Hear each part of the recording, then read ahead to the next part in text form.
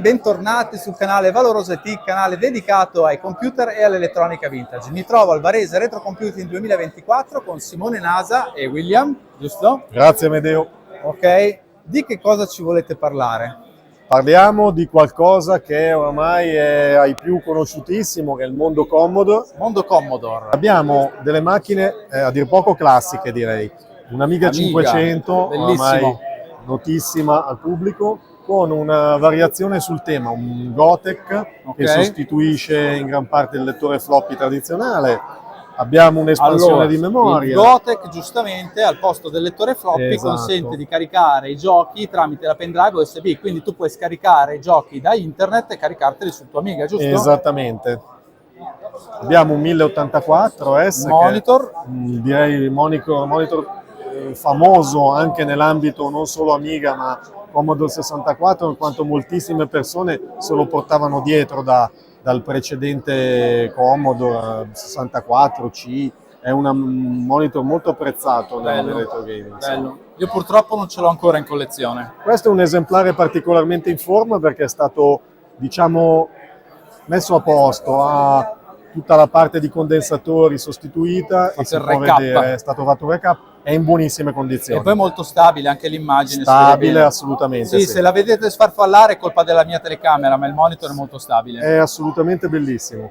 Poi abbiamo uno storico VIC-20 nella versione più comune in Italia, che è la seconda serie, quindi con l'etichetta classica in alluminio, dotato di SD2IEC, quindi per facilitare il caricamento dei giochi.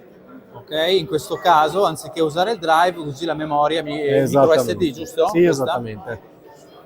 Abbiamo qua un LCD normalissimo per comodità, con il Jellyfin, gioco Pac-Man, diciamo, che era stato rinominato dalla Commodore per questioni di copyright, molto apprezzato. Quindi questo computer qua è parte della tua collezione? Sì, queste in realtà collezioni, io non sono un collezionista, però mi piace avere, tengo un esemplare rappresentativo della Commodore in generale, non ho tutto, però ho le macchine principali, ci tengo a conservarle, le uso, le porto alle fiere, quindi le faccio usare, mi piace, ecco, questo genere di utilizzo, insomma.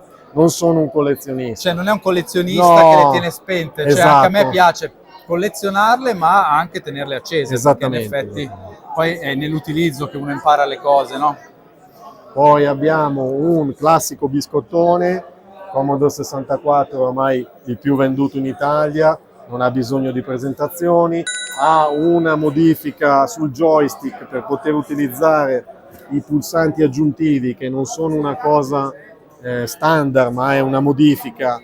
GitHub c'è praticamente. Quindi dentro il Commodore questa modifica hai dovuto fare? No, questa modifica è una modifica GitHub, è una modifica homebrew, diciamo, per poter utilizzare più di un tasto sul Commodore 64. Ci sono anche versioni ovviamente modificate dei giochi per poter funzionare con i tasti aggiuntivi. Quindi utilizza gli ingressi ulteriori che sono disponibili sulla control port. Utilizza quello che non era utilizzato all'epoca, viene sfruttato per poter utilizzare in maniera più comoda e non dover per esempio utilizzare la barra spazio in molti giochi, tutto molto più ergonomico. Infatti mi sembra anche più divertente poi giocare con sì, assolutamente. In effetti forse, io adesso non sono un gamer, quindi però credo che uno dei limiti potesse essere il singolo pulsante, sì, sul joystick. È stato un grosso limite, purtroppo anche su Amiga, nonostante avesse due pulsanti, i più dei giochi sono su un pulsante, su Commodore 64 era un pulsante, e io direi che si sente di più sul Commodore 64 la mancanza di più pulsanti.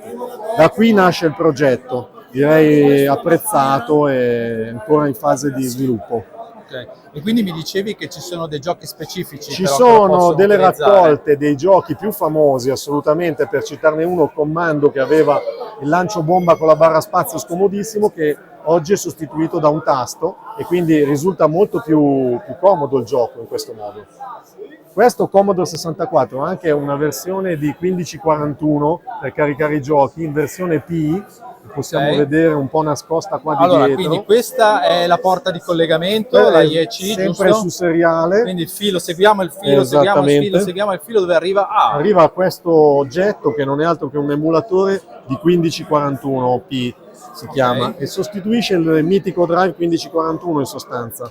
È cosiddetto Cycle Perfect perché riproduce in maniera dettagliatissima i cicli di lettura e scrittura dell'originario Drive Commodore. ok, io in collezione ho ISD 2 IEC, però Sì. in questo caso mi dici che questo è Sì, più questa è accurato. molto più precisa nella lettura, permette di utilizzare molti più giochi, anche multidisco, Ok. cosa non scontata, anche perché moltissime cartucce, come la famosa Kongu Flash, non permettono per esempio lo swap disco. Questa permette il cambio disco, direi che è una peculiarità importante. Sì, direi di sì, soprattutto con i giochi appunto che hanno più dischi. Più dischi, sì, sul Commodore 64 ce ne sono molti. Ci si aggiunge un banalissimo Raspberry perché in sostanza la scheda si compone soltanto del display e dell'elettronica, ci aggiungiamo un Raspberry 3B, una micro SD con i pochi file che servono di configurazione e gli eventuali titoli E gli eventuali su file. 300 esatto. milioni 300 di titoli milioni che- di titoli che si vuole mettere, esattamente. Esatto. E questa qua è la porta IEC che poi Questa è si la porta collega. IEC, abbiamo anche la possibilità, diciamo, Mm. in più di Cos'è avere questa cosa qua? questa Perché cosa è un qui. HDMI. Sì, questo è un HDMI, c'è la possibilità di avere quindi non solo sul piccolo display OLED il gioco e la traccia in lettura, ma avere su uno schermo normalissimo per PC, con porta HDMI, la visualizzazione della banda del disco e gli stati di lettura. Ci sono gli stati di lettura in tempo reale. Quindi in pratica tu hai un monitor secondario rispetto Esatto. al Commodore 64 con cui puoi vedere i file, l'elenco Esatto. dei file, andare a sceglierlo. Si possono anche scegliere i file dall'elenco, che poi comunque vengono listati, vengono scelti da una piccola tastiera normalissima USB. E poi nel frattempo vedo che il Commodore ancora ha il vecchio gioco, quindi tu puoi lavorare tra virgolette in parallelo. Esatto, è caricato come se fosse un 1541, si può estrarre il disco e il gioco, se non richiede caricamenti, è a posto così. L'estrazione del disco quindi avviene sulla P1541. Esattamente. E poi quando gli darai l'ok, a questo punto si procede con il classico load, con il load, esattamente. certo. Load asterisco ,89 in base a come si configura e si carica il gioco. Quindi si sceglie da qua e si carica da qua. Ok, Amedeo, allora parliamo degli alimentatori rifatti, per così dire, perché quelli originali Commodore, come possiamo vederne uno qui a sinistra, non sono così affidabili nel tempo. È altamente consigliato, quando si ha una macchina ferma da molto, non accenderla con il suo alimentatore.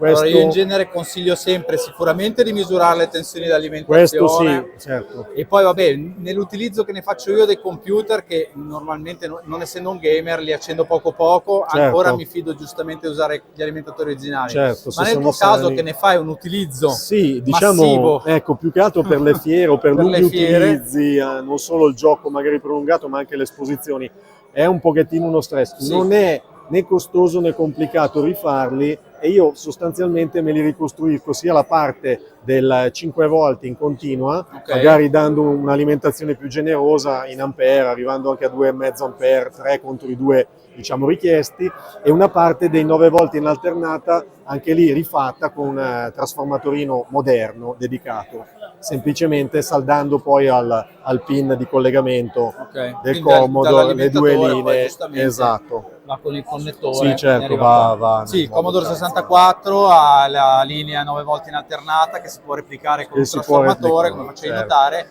e poi la 5 volte in continua, cosa usa? Uno switching, immagino. Sì, è molto semplice da reperire e dà una garanzia di funzionamento buona. Poi un vezzo, il piccolo volmetro si potrebbe mettere anche sulla parte alternata, ne sto facendo uno in questi giorni con la doppia, questo esemplare ha soltanto la parte in continua, ha il tasto di accensione, banalissimo. Beh certo, così sei pronto per il Varese Retro Computing in cui sta tutto il giorno acceso a giocare. Precisamente.